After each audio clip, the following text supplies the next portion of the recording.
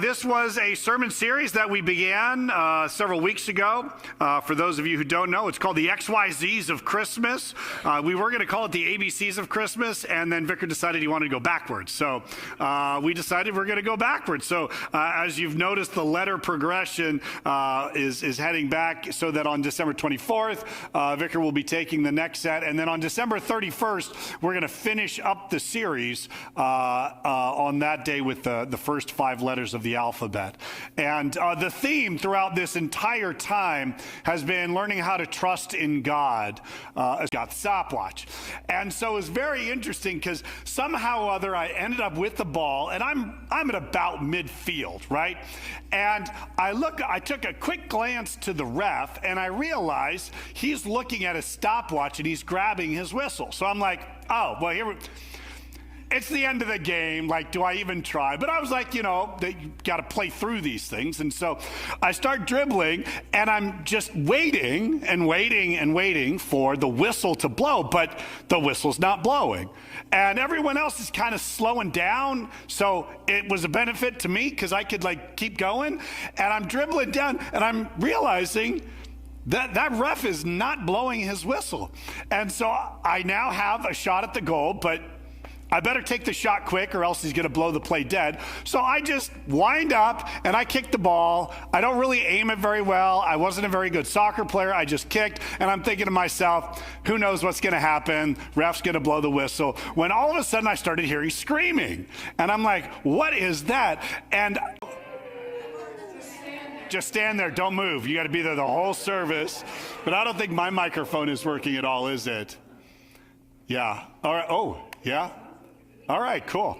Yeah, and I feel bad. By the way, the poor people on the live stream, the internet right now is really wonky, and so they're getting every other word. So to them, it sounds like I'm ordering, a hamburger and fries and a soda at a drive-through. So I'm really sorry. You all should be coming to church. I don't know which camera I'm supposed to look at. So Aunt Kathy, crazy cat lady, all of a sudden you get a letter in the mail saying, you've been named in her will. And you're excited, how did that happen? This is incredible. But, yeah, and then you find out it's not good because she's just leaving you all of her cats. Right? It's bad. I think for most of us, we would all say that the unexpected is not fun, right? Would we? I think we would mainly agree. Most of the times, we don't really enjoy the unexpected. You're saying no, and so now I'm sitting around wondering what to do, trying to figure things out. Today, that is what we're going to be talking about. How do we trust in God even during the unexpected? And I think this is definitely important as it ties into last week's message about how God is a compassionate God. God is one who loves and cares for his people in incredible ways. And so we can trust in him even in the unexpected because he is good and gracious. So we go through these letters, and just out of curiosity, if you were going to choose what the word would be for the letter J, what would you choose? Right, all right, that's just the easiest answer, right? Yeah, which is why I didn't choose Jesus. What about another one? Joy, that's a good one. What was that? Jerusalem, that would have been good. That would have been unexpected. Judges, James. Is no one going to get the father of Jesus?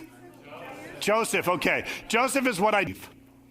He himself was not the light. He only came as a witness to the light. The true light that comes gives light to every man. That light was coming into the world. He was in the world, and though the world was made through him, the world did not recognize him. He came to that which was his own, but his own did not receive him. Yet to all who received him, to those who believed in his name, he gave the right to become children of God, children born not of natural descent nor of human decision of a husband's will, but born of God. The Word became flesh and made his dwelling among us. This is Jesus. This is John's description of Jesus coming into the world.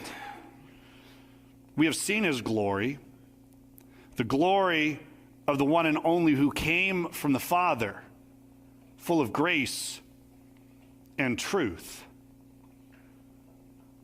John testifies concerning him. He cries out saying this was seen would be Jesus. So I think for us, it's a wonderful understanding of what it means to prepare for Christmas. I know a lot of you got the lights up. We talked about that. I think a lot of you got Christmas presents. A lot of you went kind of crazy with this Cambridge Court thing. Holy cow. It's really incredible to see. And it's wonderful. All those things are absolutely wonderful. And I know for myself, it puts me into a frame of reference of the coming of Jesus. But John the Baptist came in an unexpected way. And his message is unexpected for us, and I think it's helpful for us as we get ready. That sometimes it's important to strip everything away.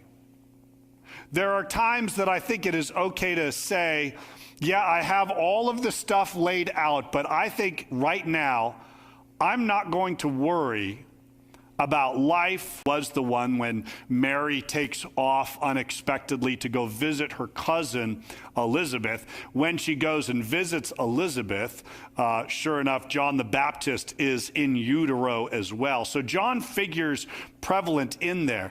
And it's also interesting because John the Baptist's message would be slightly different than what the Magi, right? I mean, if you think of stripping everything away and bringing nothing, the Magi essentially do everything different. They bring all of these gifts, all of these lavish, wonderful, expensive things. But I was really struck as I was reading through that story back in Matthew 2 about what they said. And I've been picking it up a lot on a lot of the songs that we sing. So today, K is going to be for king. Now, I don't know about you, but I think it's interesting when that group of people. Then you've got Alfonso the 13th. That's a lot of Alfonsos. Alfonso the 13th of Spain, you can Google him. He was born in 1886. He was born 6 months after his father, Alfonso the 12th. So you know about that.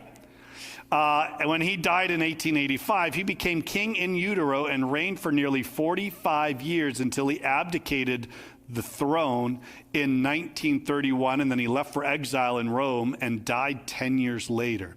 But the one I was really fascinated with was John the First of France. Now, he was born in 1316. He was born 5 months after the death of his father, King Louis X, and he became king immediately on his birth. He reigned for 5 days. He is the only king in history. About every president seems to be low, but you have to kind of rise through the ranks, and you've got to go out and you got to debate really well, and you got to look somewhat decent on TV, and you got to have a good argument, and then of course you got to have the backing of a major political party. But there has to be something, and most of the times when we get into the debates, what is one of the things they talk about? Well, they talk about their experience. Oh, well, I've got great foreign policy experience, or I've got good economic experience, or I've got good relationships with everyone in the government, and so I'm able to move things through, or I am a more centrist candidate. It doesn't matter. There's something that then causes us to say, this is the one we like. Like, I feel bad for, like, what happens if you don't really like the king or the queen, right? What do you do? Like, if you did not like Queen Elizabeth, man, how long did she stick around? She stuck around forever. If you don't like her, oh well. But Jesus, he is not just someone who died a king, but he currently lives and reigns at this point in time as well. So knowing who Jesus is as the king, and realizing that even as a little baby, he is, in charge, very, very strange.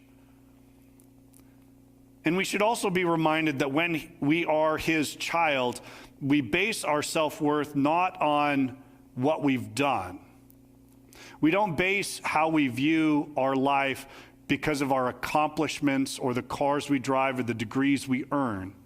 But instead, we base it on what God says. And God has some very specific things he says about you. He says, "You are my beloved. You are someone who I am willing to sacrifice everything for. In fact, you are," line in a song. Levites could have worked too, but we chose late. Hark, the herald angels sing, has that line, "Late in time, behold him come." Now, I don't know about you, I don't like being late, and I really don't like people who are late.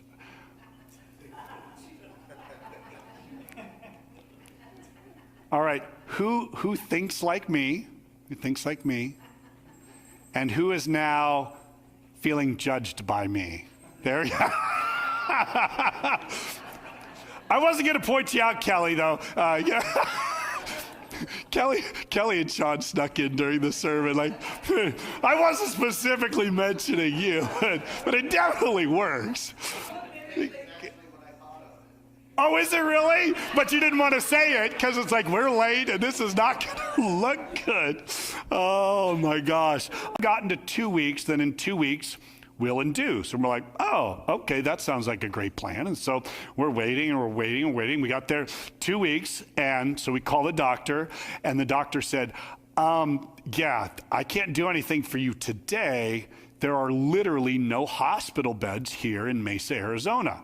Apparently, everyone decided to have a baby at the exact same time, and so there was literally all the beds were filled. And I'm like, are you kidding me? And he's like, that's okay, we can cheat it one more day. So waited one more day, and he's like, okay, you're gonna go to this hospital, and when you arrive, you are going to tell them that you are in labor. And he said, how good are your acting skills?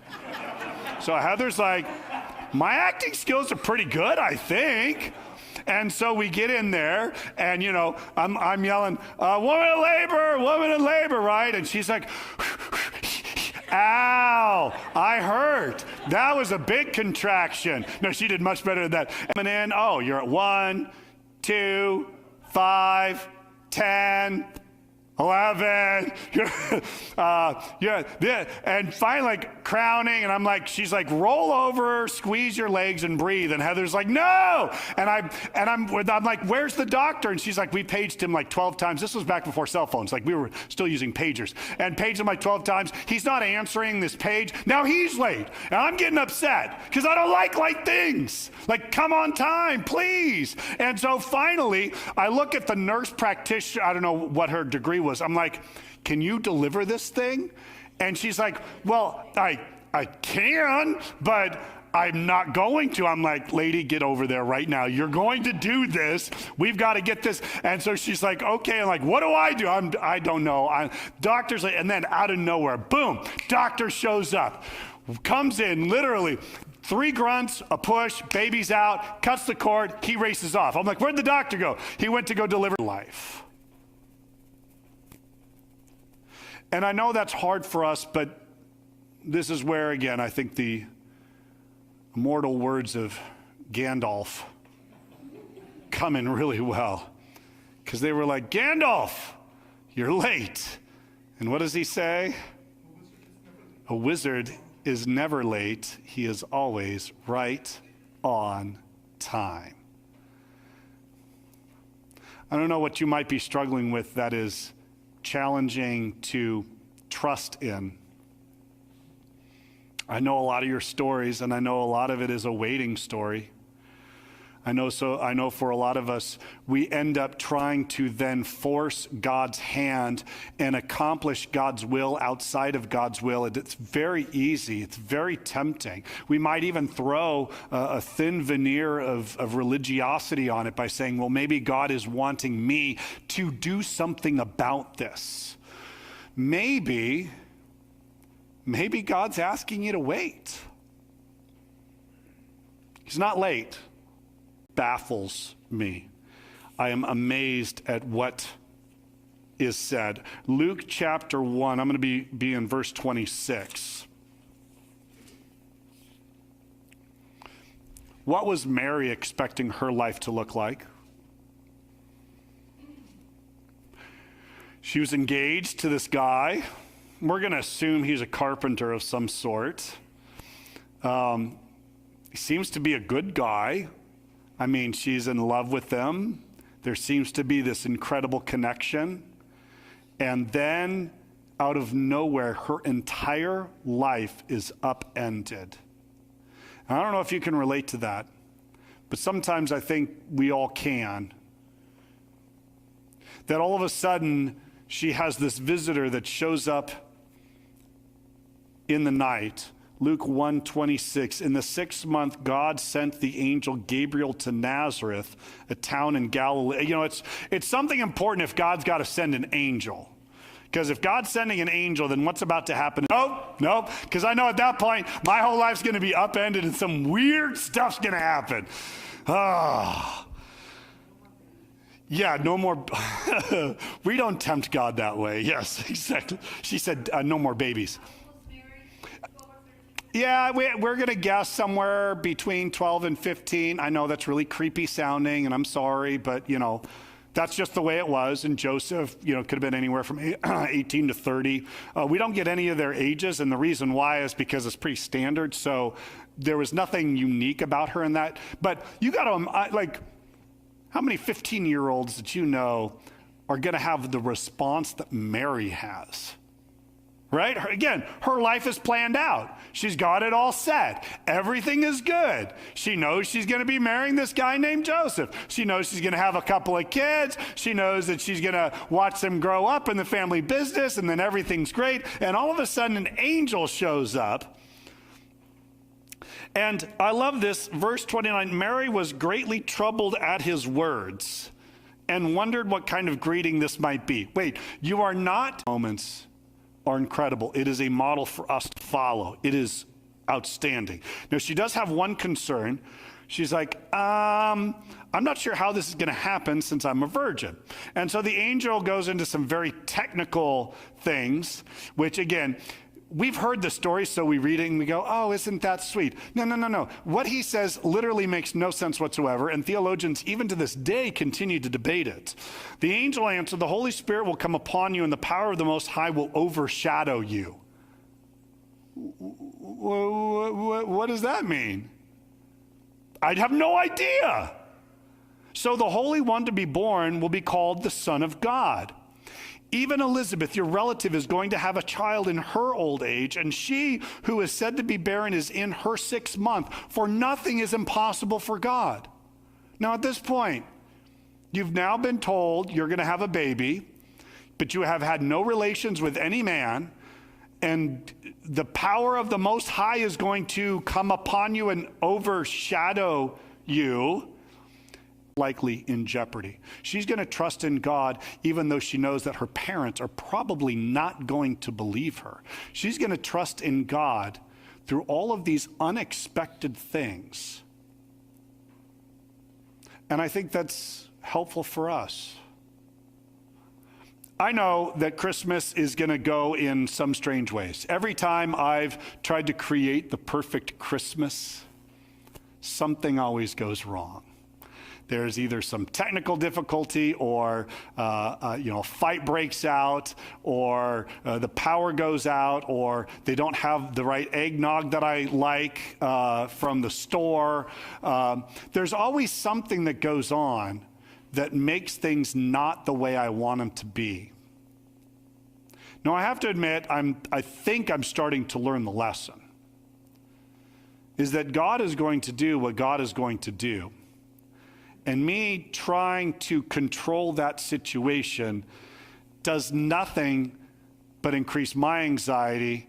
We see you working, and we see you doing things unexpectedly by tapping John the Baptist on the shoulder and reminding us that things are not about the presentation, things are not about the glitz and the glamour, but it's about us repenting. Lord, we also see that it is not about us working really super hard. Instead, we see that you are the King from birth. We see that you are the one who has done everything on our behalf, and that you love us because you're our Father. And Lord, we get anxious because things are late and we don't like it. We want again to make things happen on our timetable, and yet you've never ever promised something like that to happen. So we thank you for people like Mary, who seem to have it together. I know she's not a saint, Lord. I know that she probably said other things during that day, but what was highlighted was her quiet confidence and trusting in you. So Lord, may we